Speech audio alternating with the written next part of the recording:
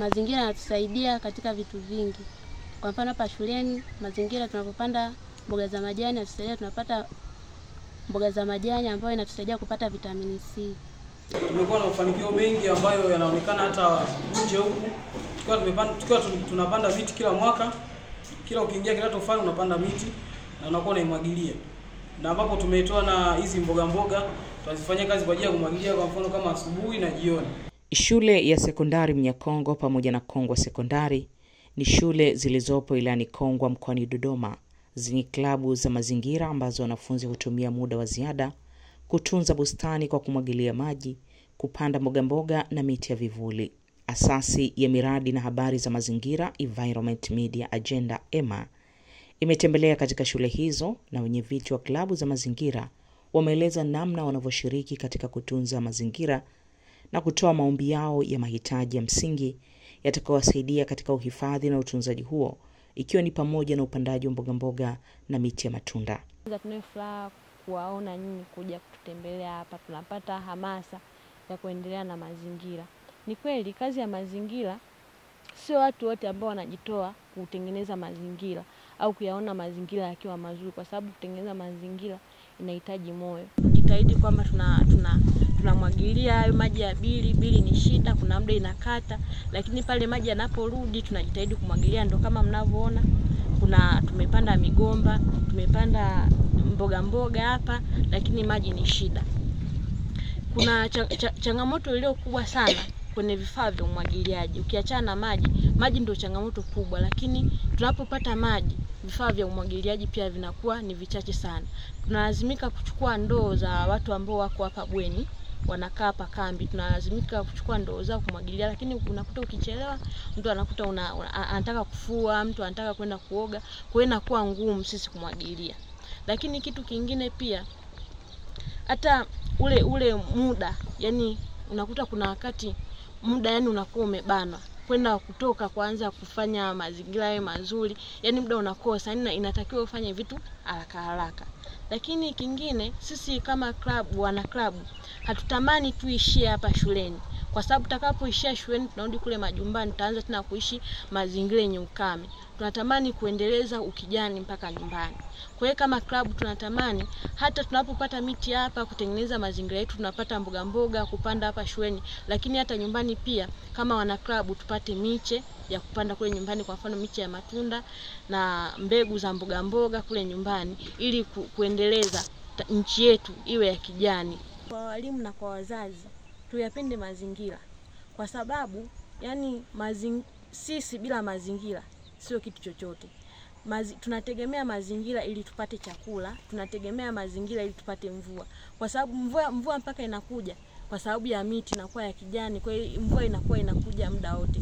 Lakini mazingira yakiwa yamenyauka, hatuwezi kupata mvua za kutosha. Ili tupate mvua za kutosha, tupate chakula cha kutosha, inabidi tuyapende mazingira, tupande miti kwa wingi, tuyatunze mazingira yetu kwa ujumla. Mimi kazi yangu ni kuhamasisha watu kutunza mazingira yetu hapa. Lakini nilikuwa nina ombi moja kutoka kwenu. Katika klabu yetu tunakuaga tunapata shida sana katika mboga za majani tukiwa hapa kambi. Tunaomba mtupatie hata mbegu za spinach, maana ndio zinaweza zikastawi vizuri katika mazingira yetu. Na mbolea pia, yani kwenye zile spinach tungeomba tupewe zile nylon cover nyeusi. Tunakuwa tunatoboa matundu afu tunadumbukiza mule mbegu. Tukiweka na mbolea hiyo itasaidia kutunza unyevunyevu, kwa sababu tuna ukosefu wa maji pia. Itakuwa inatusaidia, tunakuwa tunamwagilia hata kwa siku mara moja, tukimwagilia asubuhi mpaka siku nyingine tena. Hiyo itatusaidia sana, tunaweza tukapata mboga za majani. Asasi hiyo imekuwa ikijihusisha na masuala ya mazingira na kushirikiana na klabu za mazingira shuleni, ikiwa ni pamoja na kuwapatia miche ya miti, mbegu za viazi lishe, kunde na birika za kumwagilia, lakini kutoa elimu kwa wanavikundi wanaojihusisha na shughuli za ufugaji nyuki, pamoja na kuwapatia mizinga ili waweze kukuza uchumi wao. Baadhi ya wanavikundi waliojiunga kwenye vikundi hivyo na kupatiwa nyenzo za uzalishaji kupitia mradi wa EMA Wanaeleza jinsi walivyonufaika na mradi wa ufugaji nyuki pamoja na mazao ya mboga mboga. Kundi hiki kimetunufaisha kwa ufugaji wa nyuki. Mwaka jana tulivuna asali, tuligawiana. Japokuwa ilitoka chache, lakini kutokana na kutokuelewa kuingia kwa nyuki mpaka uvunaji wake ni muda gani, kwa hiyo tukajikuta tumechelewa. Tukapata asali kidogo, tunashukuru kwa hilo. Changamoto ipo. Changamoto kubwa zaidi, unajua kwenye wengi kuna mengi. Umeona nakuta mkutane kwa wakati ili muangalie asali, muda wa kuvuna. Kwa hiyo unakuta huyu anasema hili, huyu anasema hili, kwa hiyo kipindi muda unapita, matokeo yake ndio hivyo, asali tukakuta wenyewe wamekunywa. Kwa hiyo ni changamoto moja hapo. Kikubwa kinachotakiwa tukutane kwa wakati ili tupate asali kwa wakati, tunufaike nayo zaidi. Mradi huu wa Green Voice tunashukuru kutuletea mizinga ambayo inatuletea manufaa. Cha kwanza, tunanufaika na asali pamoja na kuwa hatujauza, tunufaika kwa kula pamoja na kuwa ni kidogo, lakini itusaidia kwa mambo mengi. Cha pili, ninachotaka kusema, mradi huu ni mzuri sana na nimeufurahia, nimeupenda. Ila tupo watu wengi, lakini katika kutekeleza mambo kama kusafisha pengine mizinga au ni tunakutana watu wachache. Hatukutani wote, tunakutana ni wachache zaidi. Tunapoitana watu wengine hawafiki. Kwa hiyo tunakutana wachache sana. Hivyo nilikuwa naomba wote tushikamane. Letu liwe moja, maana mradi huu ni mzuri sana na ni faida kwetu. Yaani katika kikundi hiki tunatarajia tushikamane vizuri. Tutakapovuna asali kwa wingi, najua tutakuwa na biashara nzuri ambayo itatuletea manufaa makubwa zaidi, ambayo itakuwa ni faida kwetu. EMA ina maana kilituletea mizinga, kunde na viazi vya lishe. Mizinga tunayo 8 na mwaka jana tumevuna, tukapata kiasi na tukagawana. Tunashukuru sana kikundi cha kutuletea mizinga kwa ajili ya kutusaidia sisi wakina mama wa tawi letu au kitongoji cha Sagamakopo. Chetu tuna malengo yetu, tunataka tutarajie tuvune asali nyingi, halafu na hizi mboga tuanike nyingi kwa ajili ya kufaidia watoto wetu, kunde tuuze kwa ajili ya kusaidia watoto wetu wanaosoma shule, tuwanunulie madaftari, uniform na kitu kama sabuni. Mradi mliotupa, mradi wa EMA, tunashukuru. Mmetupa mizinga 4. Kwa kweli tunajitahidi, tunavuna asali, tukapata mbegu ya kunde, tukalima, tukapata majani ya maboga na kunde zake tukapata mbegu ya viazi lishe. Kwa kweli tukalima, tulivuna magunia 2 tukapata. Tunashukuru. Hata hivi mbegu zetu bado zipo. Hapa tunasubiri mvua tupande tena. Kikundi changu hakina shida. Tunapatana tu, tunakuja wote kwa pamoja, tunafanya kazi ya usafi, tunarudi wote kwa pamoja. Kweli nawaambia wanawake wenzangu wajitahidi sana, huu mradi mzuri sana. Faida zake ni kama ni hivyo ninavyosema, viazi tunavuna, tunapata viazi, kama kunde tunapata mboga, tunapata kunde zake. Kwa kweli tunajitahidi, tunapata. Tunashukuru huu mradi mliotuletea. Viazi vya mbegu lishe tunashukuru.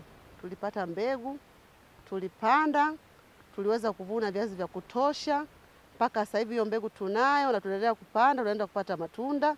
Tunavuna mpaka tunapata gunia 2 na mbegu yetu haijafa ipo. Tunakishukuru kikundi kwa kweli. Changamoto zipo kubwa, maana unakuta muda mwingine kama mwaka huu mvua haijanyesha ya kutosha. Kwa hiyo unakuta maua yanakuwa machache. Hatujapata asali ya kutosha.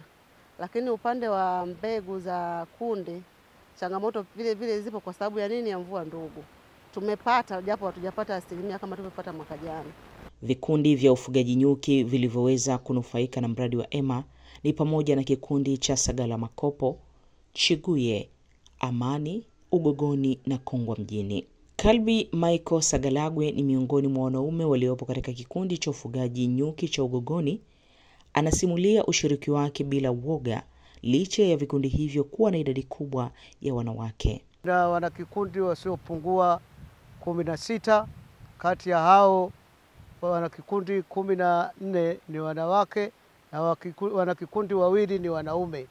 Na sisi wanaume tumeingia kwenye kikundi hiki kwa ajili ya kuwasaidia wamama kwenye kazi za kutundika hasa mizinga. Kwa sababu wakina mama hawawezi kutundika hii mizinga, kwa hiyo lazima wawe na wakina baba kwa ajili ya kuwasapoti. Kwa hiyo hivyo sisi tumejiunga na wamama hawa kwenye kikundi hicho kwa ajili ya kuwasaidia shughuli hizo za kutundika mizinga pamoja na kulina asali inapopatikana. Hakuna shida yoyote unapokuwa umeungana kwenye kikundi na wamama wapo, yaani inaonekana kama kuna support fulani inakuwepo pale, japokuwa wakina mama ndio wenye mradi huu, lakini na sisi tupo kwa ajili ya kuangalia, manake kuna mambo mengine hawawezi kufanya peke yao, lazima na sisi wababa tuwe tunawasaidia.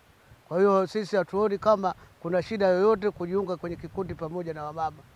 Jitihada zinazofanywa na asasi ya EMA za kuwawezesha wanawake kujishughulisha na shughuli za uzalishaji mali na kuongeza kipato zimekuwa na manufaa makubwa ya kuinua hali ya uchumi katika wilaya ya Kongwa. Vile uchumi wa watu wetu wa kata ya Kongwa sio mzuri sana. Sasa mimi nikushukuru kwa namna shirika lako linavyotusaidia kukabiliana na changamoto hizi. Toka mmeanza nimekuwa na kina mama, unavyo vikundi 12 vya kina mama ambavyo unavijengea uwezo wa kukabiliana na changamoto ya mabadiliko ya tabia nchi, lakini vile vile umewapa fursa ya kuanzisha miradi ya ufugaji wa nyuki ambao ni mradi ambao unawapatia kipato akina mama, lakini miradi ya kilimo kwa ajili ya mboga na hata kuwaletea mashine ya kukausha mboga. Umewafanya kina mama waweze kujiamini na waanze sasa kufikiria namna nzuri ya kujitegemea badala ya kutegemea wanaume kwa kiwango kikubwa kwa kila kitu. Kwa hiyo mradi wako huu wa kina mama umetusaidia. Mimi kama diwani, hivi vikundi 12 sasa hivi kina mama wamechangamka, wanafanya shughuli zao kama kawaida, na wamejua kwamba ukifuga nyuki unaweza ukapata kipato, na asali bei yake ni kubwa na ni kipato cha uhakika. Mvua imenyesha vizuri, mvua ikunyesha vizuri, ukiwa na mizinga utapata asali. Lakini kwenye kilimo cha mboga na chenye kinawasaidia kwa sababu kipindi cha kiangazi tuna tatizo la mboga. Kwa hiyo wanapolima hasa hii mboga ya majani ya kunde na mboga zingine kipindi cha masika na wanapata fursa ya kukausha, basi inatusaidia sana kipindi cha kiangazi kupunguza changamoto ya mboga. Kikundi cha Chiguye tunashukuru. Mwaka jana tumelima mboga kunde tukapata mboga tunatumia. Tunamshukuru Mungu. Tulikuwa na mizinga 5. Mizinga 3 tumefanikiwa tumevuna. 2 kawa haina. Lakini tunamshukuru Mungu katika hiyo 3 tukapata asali lita 40. Changamoto vifungashio. Ila tulibahatika kupata vifungashio 10 tukawa tumeweka na tumeuza vile vifungashio, vimetusaidia, tumeuza yote imeisha. Kikundi chetu tumesajiliwa halmashauri na tumefungua akaunti tayari. Akaunti yetu mpaka sasa hivi ina shilingi 100,000.